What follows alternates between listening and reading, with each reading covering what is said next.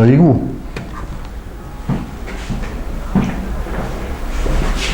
ሰላም ሰላም። እናንተ መስሪያ ቤት ስራ መልክቼ ነበር። በምን ዘርፍ ነው? በኢንጂነሪንግ። መስከረም ነህ? አዎ መስከረም። ኦኬ። እሺ ስለ ራስህ ትንሽ ነገር አስተዋውቀን። ስሜ መስከረም ይባላል። መስከረም ብላ ያወጣችልኝ አያቴ ነበረች። መስከረም ላይ ስለተወለድኩ እኔ እኮ ጠየቅኩህ ስለ ስም አመጣጥ ሳይሆን ስለ ትምህርት ዝግጅትና ስለ ስራ ልምድ ነው። እሱ እኮ ሲቪል ላይ አለ። አንድ ወር ሙሉ ለፍቼ የጻፍኩት ሲቪል ላይ አልነበርኩም። በእርግጥ ሲቪልን ለማንበብ ጊዜ አላገኘሁም እና አንተ ባጭሩ ስለ ራስህ ትንሽ ነገር ብታወራለህ። እንትን የሰራሁት የስራ ልምድ አዲስ አበባ ዩኒቨርሲቲ ነው። 10 አመት ሌክቸርነት ሰርቻለሁ።